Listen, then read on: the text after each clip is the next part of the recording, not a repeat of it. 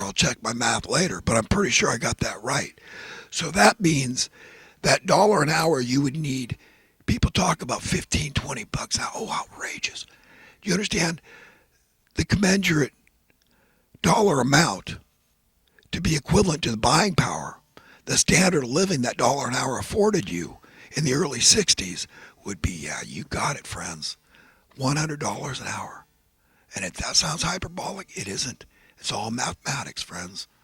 It's all mathematics. Simple, rudimentary mathematics. They didn't get away with this overnight. They didn't tell people in the early 60s, hey, that buck an hour you're getting now, sorry, but we're lowering it. Democrats and Republicans in conjunction with the Federal Reserve, who controls the purse strings, Congress and the Senate, the executive. Obama was very instrumental in that. The bankster bailout so many people found outrageous back in '08. Okay? They're going to tell the public that. So you can't vote them out. You understand? It's not the Republicans or the Democrats. You can say, that'd be simple, wouldn't it? Oh, the Republicans did this to us. Or the Democrats did this to us. No, they do it together. They collude secretly. They don't talk about it. It's happening underhandedly, under the table. We're all doing fine. We're all financially very well heeled, us politicians. And we get pay adjustments, cost of living adjustments, right? So figure it out. Who's paying? Who is carrying this national debt? How that's being carried? How we're paying the interest on the principal at $30 trillion? How this scam works?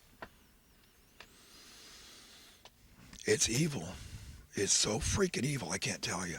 So it's not at all exaggerating to say that your dollar is worth 1 cent compared to what it was in the early 60s. So how much further can they go? They've about hit the wire now. They've hit the wall. Okay? They know it.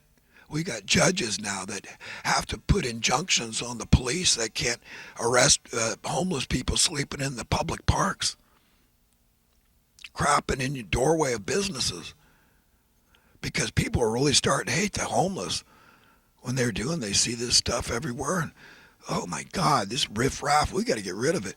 And the parents, the kids hear the parents talking. Teenage punk kids go out with their BB guns, pellet guns. Pellet gun could kill you, by the way. And they're out there shooting homeless. I talk to homeless. This is what's going on that you don't hear about. This is sick. This is where we are in the 21st century. You know, it said that it was actually for a margarine ad. It came out, I remember back in the early 70s, that it's not nice to fool Mother Nature. And,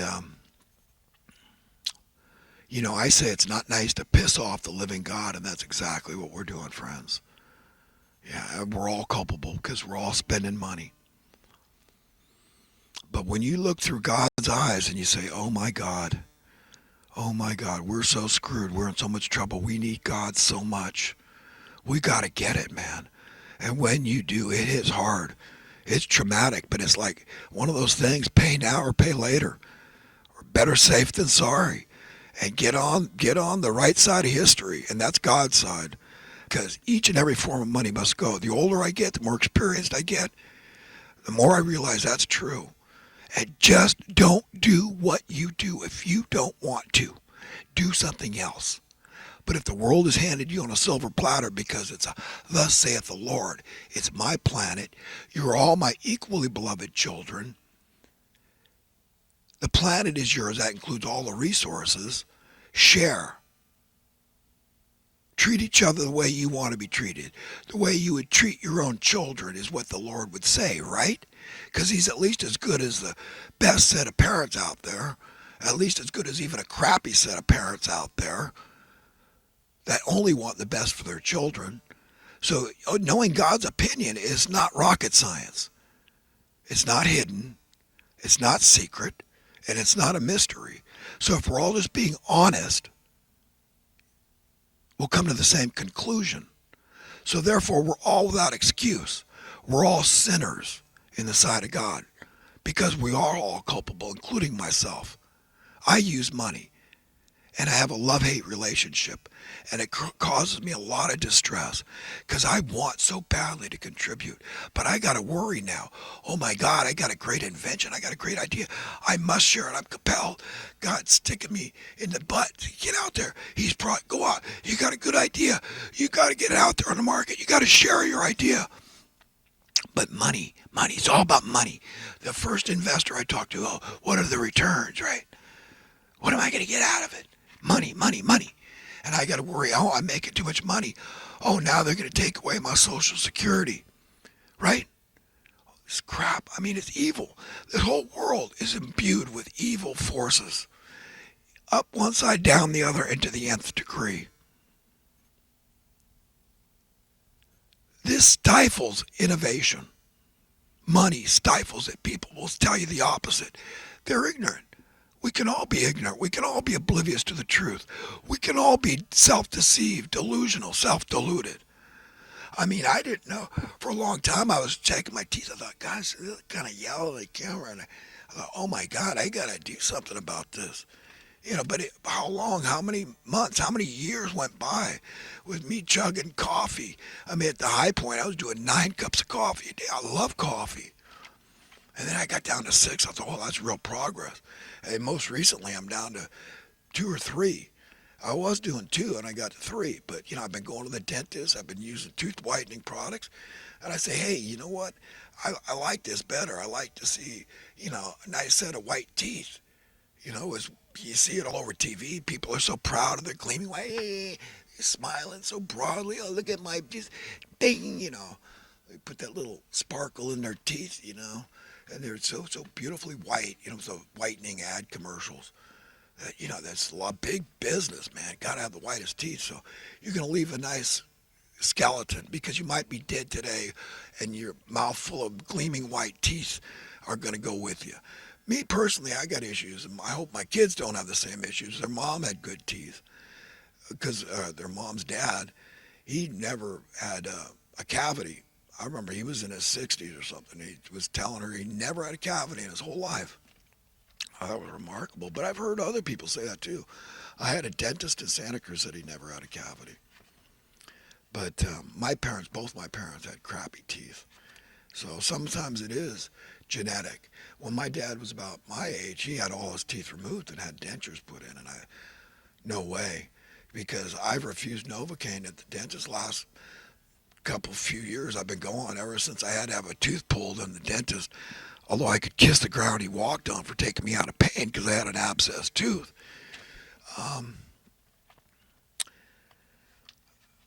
He seemed to stick the needle, Novocaine, right in my jawbone, and ever since then I can't take Novocaine anymore.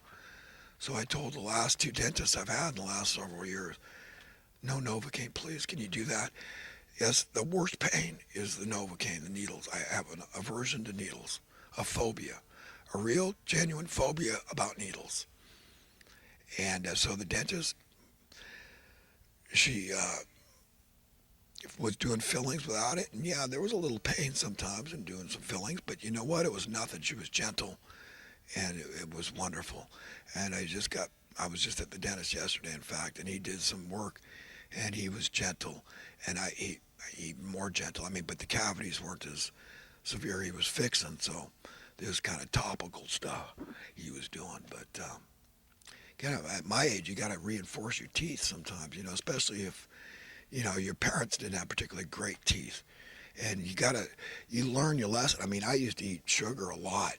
I think back and I think, God, I didn't listen to anybody, and I didn't have proper oral hygiene, and I didn't go to dentists often enough. So I've had more than my share of teeth pulled, but I'm done because they're not going to let you pull a tooth. They're not going to pull a tooth without shooting you up with Novocaine. So each and every tooth I got, I don't care if it's a stump, I'm not going for it. It's either a root canal or, crown it, whatever it is. But I'm going to save no matter what I got left. And if the dentist won't do it, then I'm on my own. But I will not tolerate a stinky mouth. We've all smelled stinky mouths from people. I mean, it smells like they got cancer or something. So I won't tolerate that in myself. You got to really watch that because that can happen. If you got any tooth decay, that can happen. And you've got to get to the dentist. You've got to get help. And, end of story. But I got off on that subject because I'm just saying that, this suffering that we have to endure, a lot of it is across the board. This is an affliction that we all have to undergo, and we put blinders onto a lot of things. We all do it. I do it too. You think just because I say, well, I'm enlightened like so many other people. Yes, on this issue or that issue or another issue. And I say, the majority often doesn't get that. It's like Einstein said, what is right is not always, or I would even go so far as to say, it's not often popular. Like getting rid of each and every form of money when everybody says, oh, they scoff at it. No, it's about gleaning more money, more, amassing money. That's what'll bring you happiness. And the mainstream media will say, yeah, that's true. We've done studies and surveys, and it's proven that money does bring happiness. And sorry, you were wrong about money doesn't buy happiness, because you need it to find love too. How many girls out there are going to want a guy that doesn't have bread, right? And that's why, I've romanced the idea so many times. I got to get into a business that's going to turn the chicks on, man. Yeah, I want to be beating them off with a stick, That's all right. I'm going into a Corvette rental business. I know people with money, and they'd love to help me out. And let's go find out how much it's going to cost to insure a brand new rental Corvette. And the chicks, oh yeah, that's my car, yeah. And of course, if you own it, you're renting it, you get to drive it, right? So hey, what better way for chicks to think you're loaded, right? You drive a beautiful brand new Corvette, and you got chicks turning their heads right and left, right? But for poor guys, it's it's the curtains, man. It's the pits, right? It's tough. I don't care how good looking you are. I don't care how smart you are. I don't care how good you dress. I don't care how nice a car you drive. If you're broke, okay, and you're just paying hell, what's everything I can. I live in the basement of my mother's house, but I can at least afford this brand new Audi or BMW or whatever floats your boat, Mercedes. Well, my minimum wage job, right? But the girl, they will be attracted. I mean, it's true. Driving a brand new car doesn't hurt when it comes to picking up chicks, right? But for the other guys, hey, it's tough. But what I would tell women is, don't be so fast to poo-poo older men, because there's a lot to be said. You take me, for example. I'm ready. If she wants to have kids again, I'm ready. You get free daycare, baby. Have you priced daycare lately? Try that with a young guy. How many young guys, they knock you up and they're going to say, hey, go get an abortion. I'll pay for that. Right? But me, I'm going to lovingly take care of our children. You see, and I can say that for a lot of older men. So, old guys rule, and you know why.